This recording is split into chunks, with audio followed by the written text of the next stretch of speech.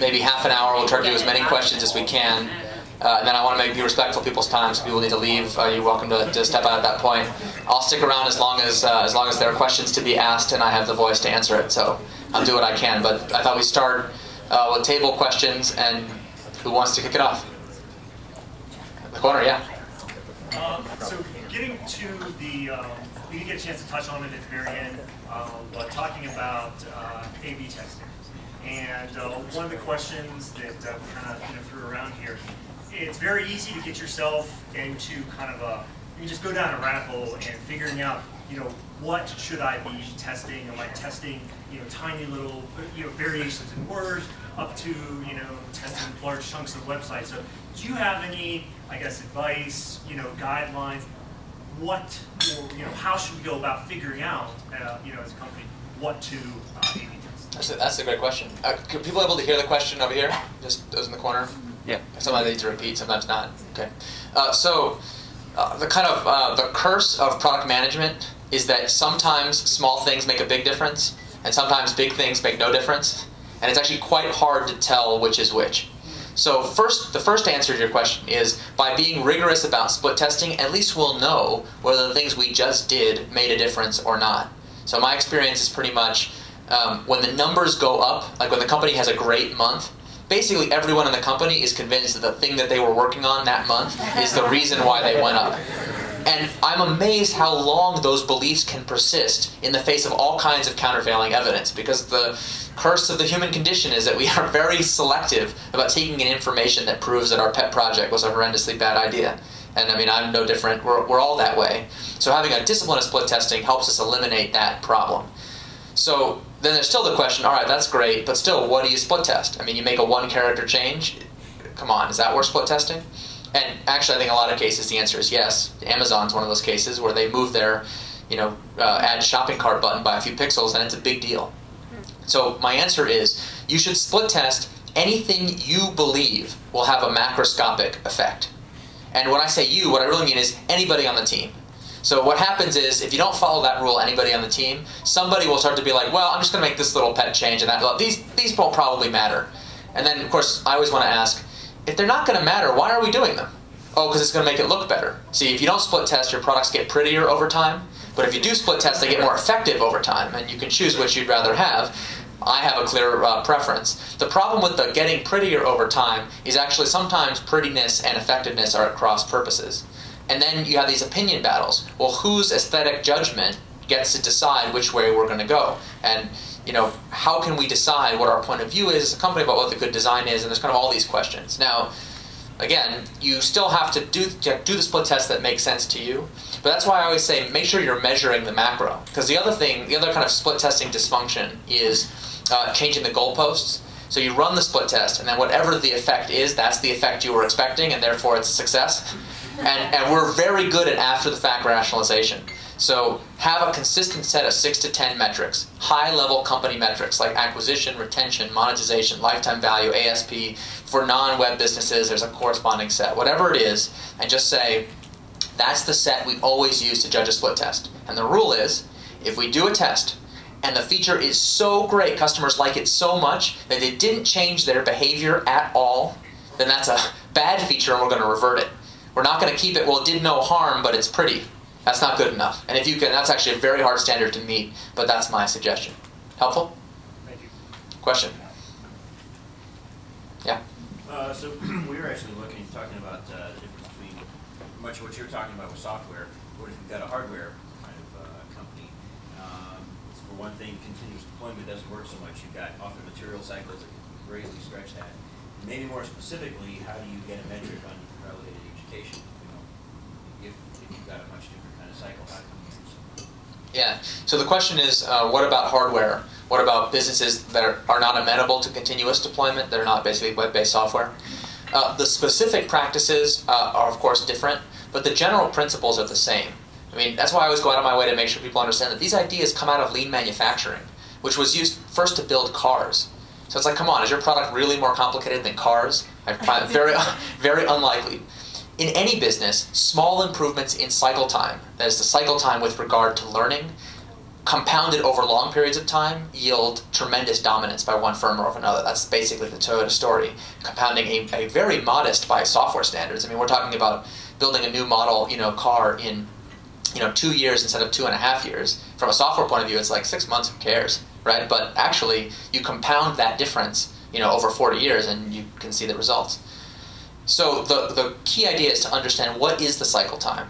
But then there's also a second part to the answer, which is that we tend to assume that the cycle time, kind of the mechanics of the business we're in, has a fixed cycle time. But actually the cycle time of our business is a consequence of the choices that we've made.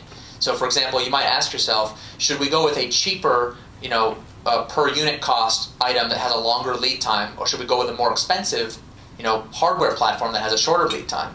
I often now ask people who are building devices, especially if they already have a microprocessor in them, why isn't your device always connected to the internet? Right? The answer is usually, well, that would be much too expensive. But too expensive with regard to what? Might be, I don't know, in some businesses, it's actually a good trade to have a much different economics if it improves your cycle time.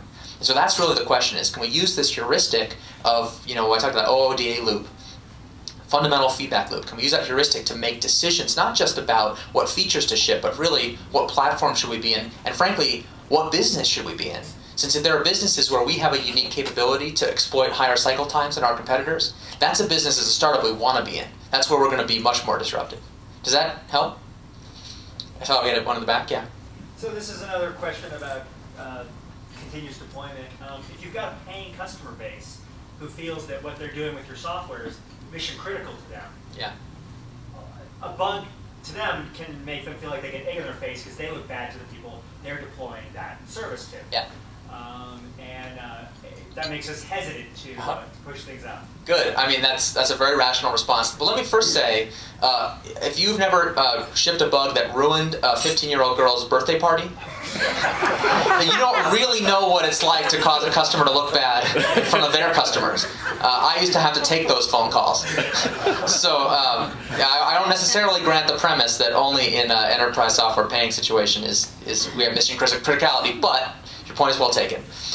The other mistaken premise, I think, of that question, though, is the idea that if we deploy in a large batch, we're less likely to introduce a bug than if we do continuous deployment. I reject that premise.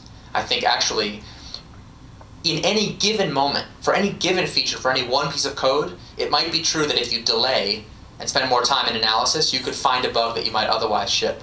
But if you look at the whole system of the company as a dynamic system, and ask yourself what system is likely to produce the highest quality software over time, I really believe continuous deployment is the answer. Because even if you do introduce a bug, first of all, you will react very fast to it. So the impact of the bug will be much smaller. Of course, you're also practicing split testing, so you're not going to deploy something immediately to everybody. In fact, continuous deployment has the advantage that we have a saying that release is a marketing term. The idea that software is deployed in production is just a different concept than the idea of which customers should see it or not see it. We separate those concepts entirely. The purpose of our engineering team is to get the software integrated and running and working as soon as possible. Then we'll decide which customers should see it when. So there are lots of ways to mitigate the impact of a potential bug. But I think rapid response is a lot better than prevention, especially if you couple it with something like 5 Whys, which says, when we do make a mistake, we're going to think really deeply about why we made that mistake and basically make it impossible. Because if your company is growing and you're getting more customers over time, then the costs of a bug or a failure, the ramifications are getting monotonically worse over time forever. So actually, given the choice to have the same bug today or later, get it out of the way, right? Have it now, and then prevent it so that it never happens again. Does that make any sense? Does it alleviate your fear at least a little bit? There's no more controversial idea that I advocate than continuous deployment. So I'm used to a skeptical reception. It is a very unorthodox idea from the point of view how we're used to thinking about the way products should be developed and the batch size that we work. So I'll add a follow-up then. Please, yeah. I have a hard time understanding how, features to us are new enhancements to our software, which probably go with one of our 4 plan levels. It's not going to be the thing that I can immediately see, does it change these spectrums? I'm going to have to leave it there and see if it causes people to want to adopt a particular plan level over time. Yes. How do they like it when they play with it, right? So I don't feel like I can release it, A/B split test it, and understand whether people really like that new feature or not, and whether I'm getting more sales because of it. But at some point you'll understand. Yeah. So, right, so there has to be some mechanism you use for deciding whether the feature you ship today it increased sales 3 to 6, 12 months ago. The higher the cycle time, the more you need these techniques. What's that? You don't A/B split test over that. Well, I don't because I have millions, tens of millions of customers, and so I have high volume. But actually, the information value of a customer is a product of the number of customers you have times the amount of information you have about each customer. So in a high volume consumer internet situation, we're forced to use really difficult quantitative techniques to get snapshot summaries. Because I mean, we're registering 1 million new customers every day, so we can't get to know their names for very long because we've got the next million to deal with tomorrow. In a situation where you have fewer customers, I think that's a huge advantage because the amount of information you can have about each of those customers is much higher. So I think you should give it a try even in that situation. The other thing I'll say is most of the work in building a feature, no matter how awesome or complex it is actually not the user visible part of the feature. It's actually the integration of that feature with every other feature in your product or suite of products. Right? So think from a software point of view again, all those changes that have no side effects where you just widen an API here and add a default parameter and then you're going to call that parameter later. Of course, I should have put no side effects in quotation marks because come on, let's be honest. Quite often, understanding the side effects of a software change would require a godlike amount of intuition about all the different interconnections between these pieces of software. So my point of view is if a change, no matter how small, is supposedly side effect free, let's ship it and find out. If you practice that on a regular basis, you get very good at making those side effect free changes and you really reduce the integration risk of your releases. So we had a question over here, yeah? Eric, you talked about with InView these early adopter visionary customers who are willing to not only use the system, but use it when it's crap and they're willing to pay for it. Aren't they great? Now, I'm not going to tell you what my company does, but I want you to tell me, where do I find these people? Oh, but that's the ultimate softball question. Because of course the answer is of course the internet. Which is the ultimate non-answer, right? It's like totally not helpful. But I mean, I think about leverage in product development. The internet has been, it's done so many things for so many people, but this is an area where it has really made it excellent. Think about running a marketing campaign. Like, I was the first VP of marketing for InView. Okay, you can already say we obviously didn't know what we were doing because I never had a marketing job before. I had no idea what we were doing. I had just heard about this thing called Google AdWords, which is a brand new on the scene when we started InView, just barely starting its competition with Overture, if you remember that whole battle. And I had heard that you could, even if you didn't have a lot of money, you could buy traffic on Google AdWords, and we had revenue targets very early on in InView. I think our first month was $300. I'm not talking about $300 per customer or $300,000.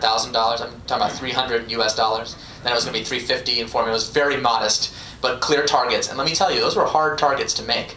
And our idea was we were desperate. We'd run out of friends and family. Okay, we'd run through everyone we knew. We didn't know that many people. Trying to sell them our product. And we thought, well, we got to get more customers. So I literally remember going to the Overture website first, because they were the market leader at the time. And it said, give us your credit card. There's a $50 minimum to create an account. And I was like, can't afford that. So no way. I went to AdWords, no minimum. No minimum, you get my credit card. Minimum bid in those days was 5 cents a click. And so I then said, set your daily budget. I didn't know any better. I said, great.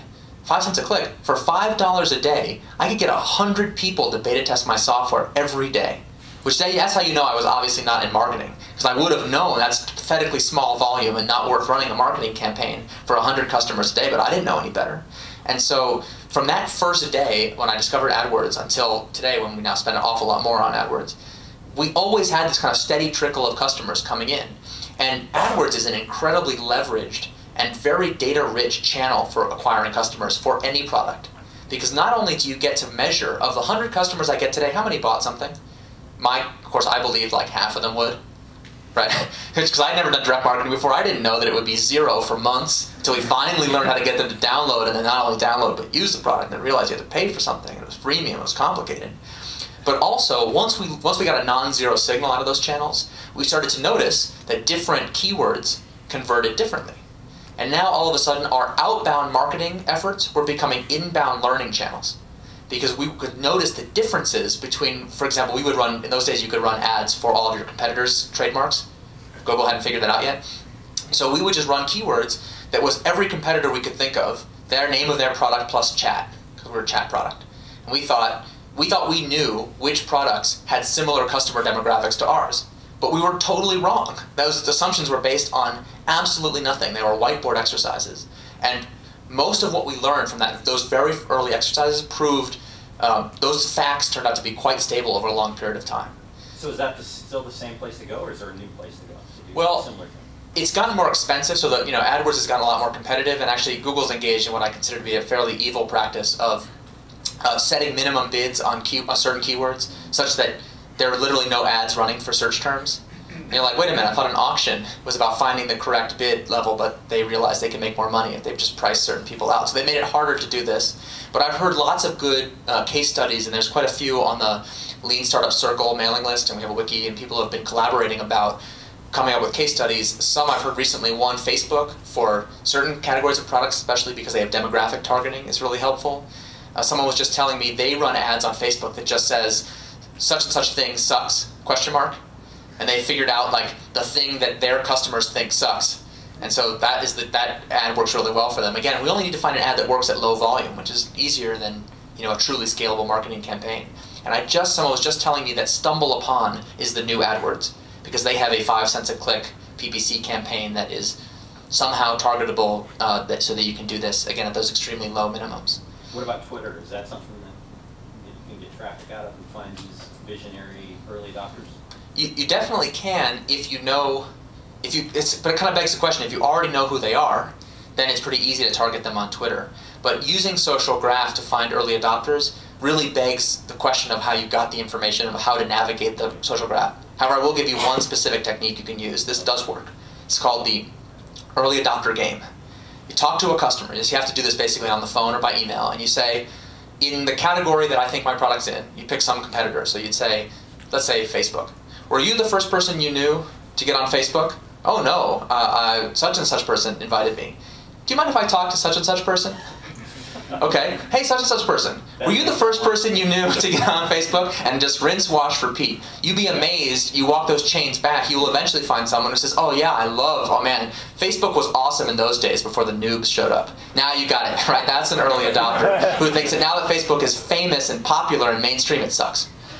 So try that. Okay. Next question. Yeah. So I've got a product, online art gallery, right, where my direct paying customer is the artist that I'm trying to sell art for. And of course they're trying to sell art.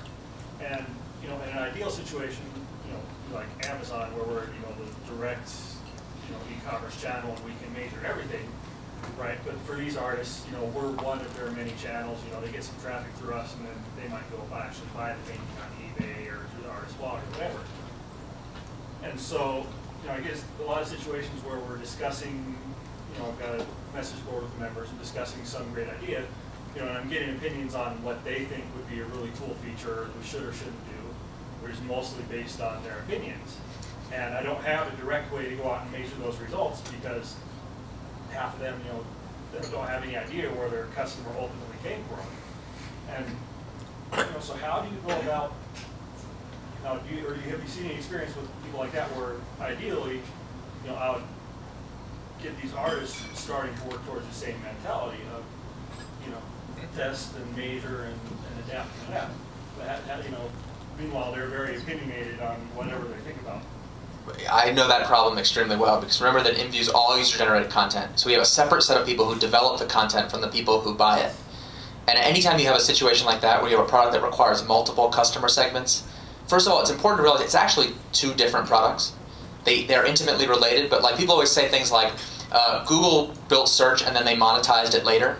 But that statement, I think, is horribly misleading. That's not true at all. Google built a search product for end users. And then separately, later, they built a really cool product for advertisers called AdWords. The fact that AdWords and the Google search had this kind of behind-the-scenes interrelationship is kind of besides the point, right? So you wonder why Google has a hard time building products that monetize customers directly. The image I want you to conjure up is, right, cattle ranchers are really good at, herding cows, but you wouldn't expect them to be able to open an awesome restaurant for the cows to eat at.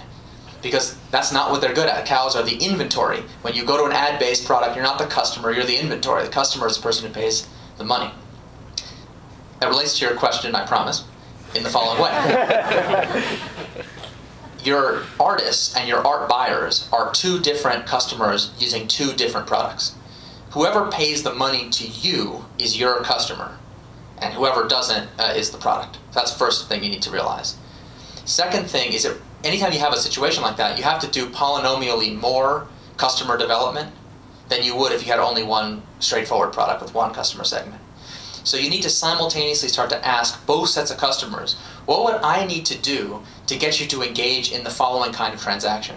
And what I would say is, it's going to be very difficult to be successful if you just don't know what actions are consummating transactions, if that's ultimately your goal. So you've got to find some way to arrange for these two segments to meet each other in a situation where you can measure what's happening. Right? So that's actually the validated learning you need to figure out. That's the assumption that underlies that your idea is a good one, is that somehow you'll be able to facilitate those transactions. And I think that gives you then a different set of questions to ask. I wouldn't even be worried about split testing. I wouldn't be asking people, what do you want? I'd be trying to come up with some scheme that ends up with them doing the thing you want, and just start by taking 10 customers in each segment and asking them, if I built this crazy mousetrap contraption, like, would you step on it? And just gauge their reaction, right? If they're, if they say anything other than like, when can I have that? Oh my God. Probably you're not going to get them when you actually build the Rube Goldberg device to do the things that you want. So since it's a kind of simultaneous question, you got to be going back and forth, refining that product hypothesis, with each group. Does that make sense? Yeah. I don't know if I successfully connected the two parts of the answer, but it's the best I could do. Question over here from the best table. Do you need to worry about sort of the whims of early adopters and whether what they want is representative of what everybody wants? Because those are the people talking to you early on. Yeah, early on, what about the whims of early adopters? Like, how do you know that what they want is what everyone else wants? That is actually a very good question. And let's be clear. What early adopters want is not what other people want. So the problem with being in a startup is that the path to mainstream customers goes through early adopters who basically hate the guts of mainstream customers. Right? They do not want to use a product now that it's cool.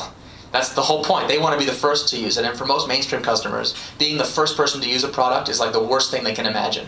Right? They're going out on a limb, and God forbid, who knows what's going to happen. And that's true for high school students as well as for enterprise CIOs. It's a very common pattern. That's what Crossing the Chasm is all about. So, first of all, the question is, who should we listen to? The good news is, in the early days, early adopters are the only people talking to you. Okay? It's actually incredibly difficult to get a mainstream customer to even engage in the conversation about some product they've never heard of. I mean, you should have seen the conversations we would have trying to sell 3D avatar chat to someone who just has no clue what we're talking about or why they would want that. So we're asking them, do you find this button placement more usable than that button placement? And they're like, avatar what? What kind of perv does this? What is wrong with you people? This is what you spend your, they just couldn't compute. You can't have an intelligent conversation with them about it because what you're saying makes no sense. Now, a lot of those people use InView today because eventually we were able to get to a mainstream customer audience, but it took a while. And so, first thing is, just be aware that this is a problem.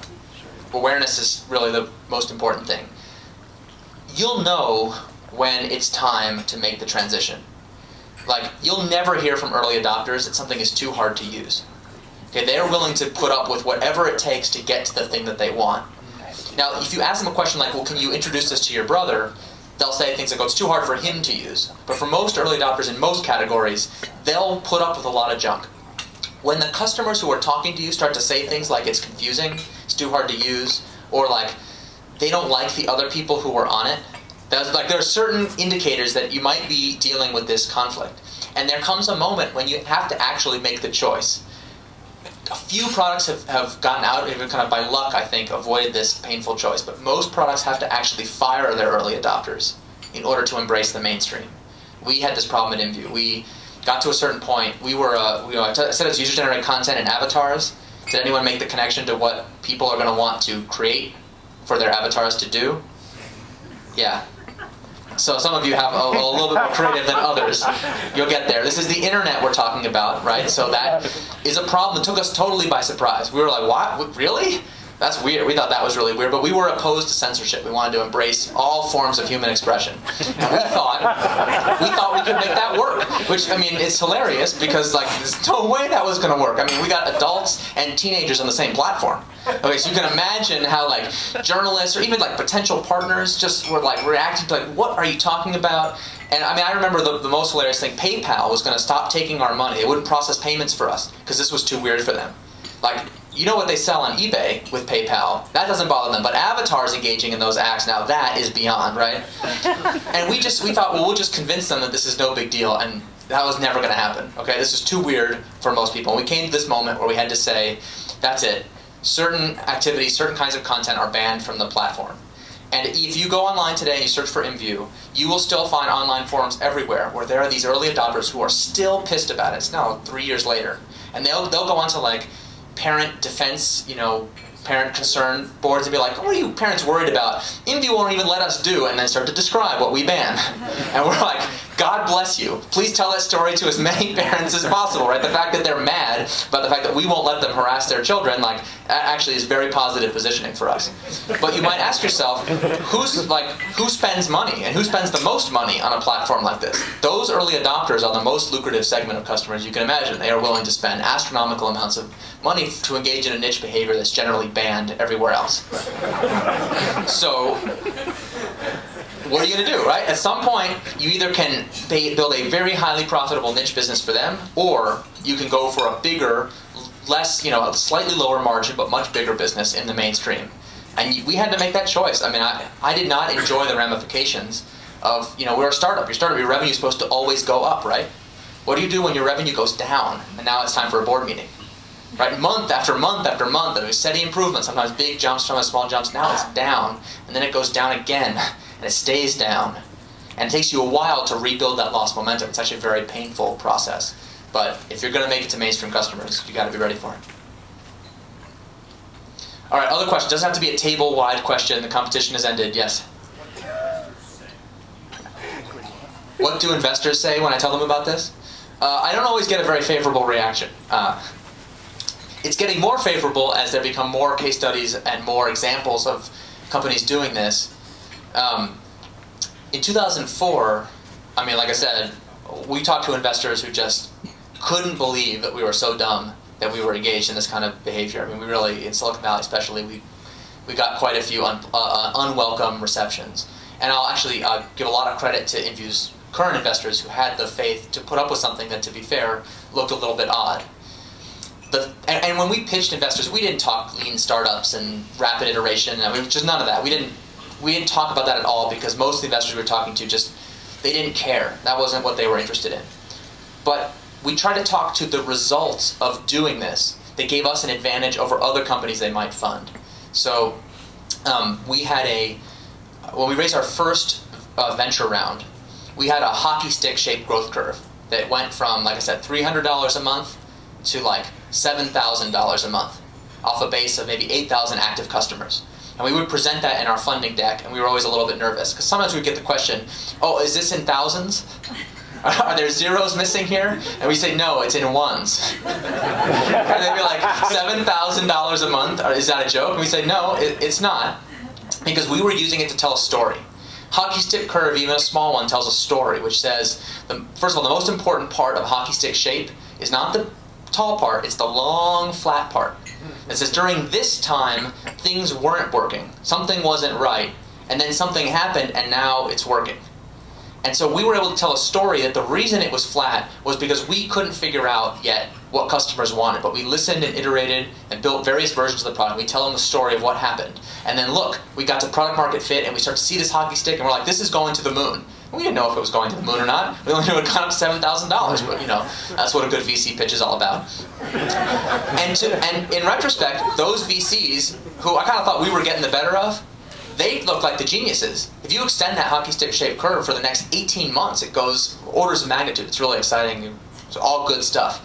But we had this moment where it was time to take the leap of faith. It was like, look, you may believe us or not believe us about the total available market for 3D avatar chat. Let's admit, that's speculative. Okay, we don't know if that's the next big thing or not. We think it is. Here's the reasons why. If you believe that, and you're only going to back one team to chase that total available market, this is the reason you should back us. Because we're the team, if there's a market here, damn it, we're going to find it. And that pitch turned out to be pretty successful. I found out later there was another part of the pitch that we didn't even understand, that our VCs understood much better than us. They did the simple math. They're like, wait, $7,000 a month on 8,000 active users? Okay, about $1 a month per user. Well, if you guys get to 100 million users, we're going to be a lot more profitable than your average advertising-based business. So that's a pretty good story. So they understood better than we did that by proving the economics of the business in micro scale, that gave them some confidence that when we did get to macro scale, it would matter. Does that help? How are you doing on time? Good. Anyone know? All right, keep going. Yeah. Eric, how do you build actionable metrics? Oh, it's the ultimate softball. I've written a guest post actually for Tim Ferriss over at the 4-Hour Workweek called Vanity Metrics versus Actionable Metrics. Tim helped me with the marketing, you can tell. And the idea is that most of the metrics that we look at are actually vanity metrics. They make us feel good, or they make our competitors feel bad, but they're actually not very helpful. So like my favorite is, you see this in virtual economy, sometimes they'll report on the total GDP of all the value of the transactions that flowed through the economy, and they'll get some huge number, like $400 billion or something. It's like, wow, that sounds like a lot. But then what? Okay, I want to make that number go up. How do I do that? Not clear. Or communication networks, it's like, this month we had 400 million messages passed on our network. Wow. That's a lot, but okay, how do I get more messages? Like, was that sent by one person who sent 400 million messages? Or 400 million people who sent one message? Or everyone on Earth sending a fraction of a message? I just didn't give you any concrete, actionable specifics that are useful. So those vanity metrics are useful in dashboards, they're good for reports, they're good for PR. But I think the metrics we want are actionable metrics.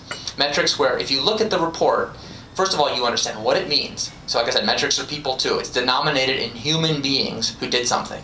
So if it says something like 17,000 users did this action this month, you can kind of picture that. Okay, it's slightly less than a football stadium full of users, but more than I could fit in my house. Okay, that's very helpful to be able to visualize what we're talking about. And then we might ask a question like, well, they all did this action. So now we're talking about the 17,000 people who all did it, rather than 0.4 actions per person on average. What's 0.4 of an action? Like, how do I get more 0.4 of an actions out of people? It's like totally non-helpful. So that's the first step.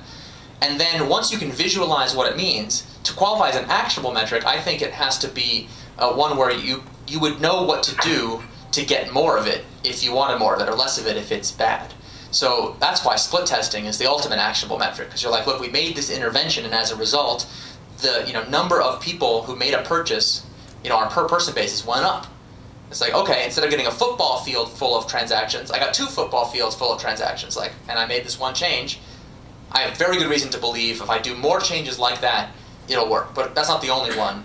I recommend cohort analysis. For those who understand what that is, you track a set of people over time and understand that, okay, over time, over each week, what percentage of the people in that cohort did the desired action, and you'll kind of watch it trail off in most businesses.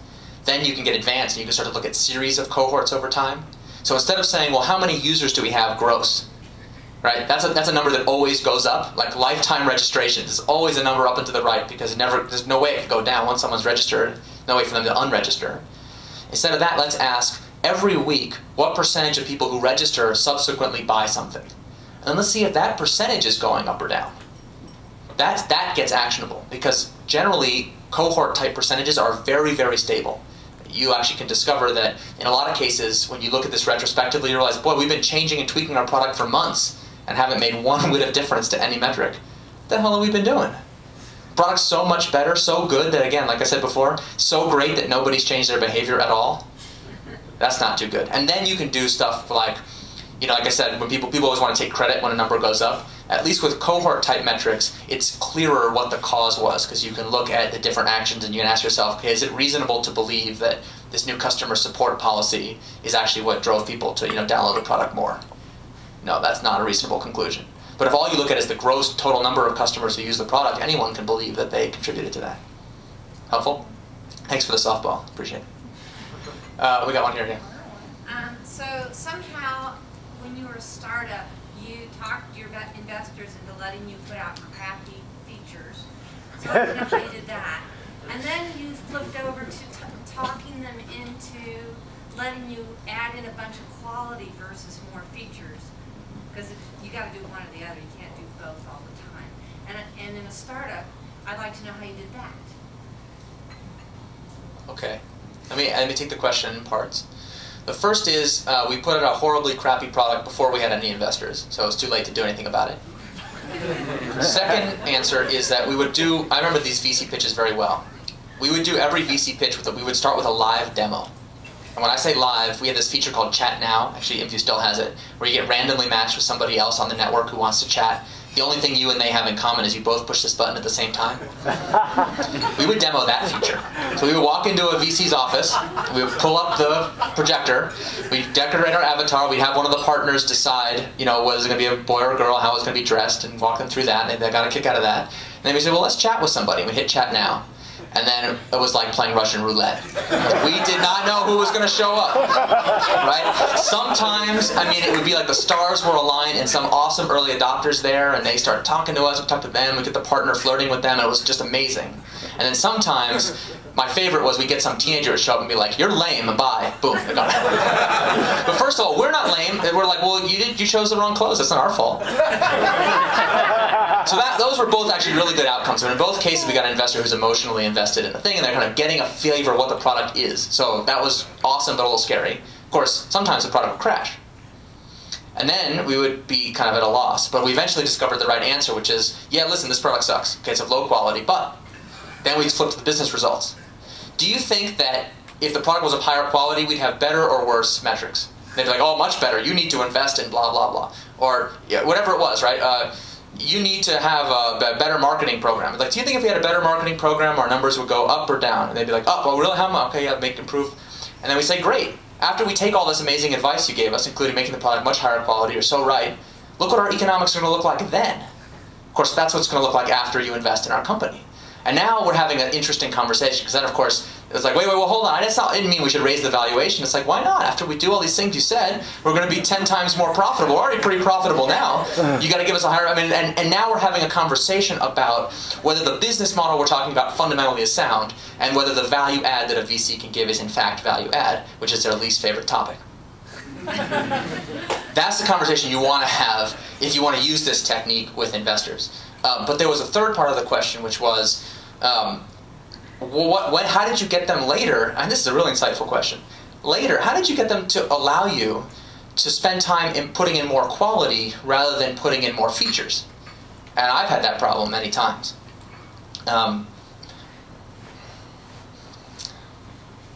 Yes. I'm just deciding how I want to answer in a politic way. First, I will answer in two parts.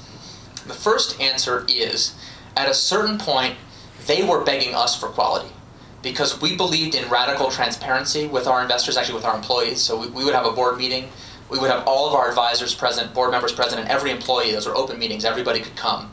And we would prepare a board deck that was not just what we said we did and all the results we thought were important, it was all the raw data. We would include transcripts of customer interviews, we would include all of the features we shipped, all the metrics we had, kind of all the stuff we understood and the stuff we didn't.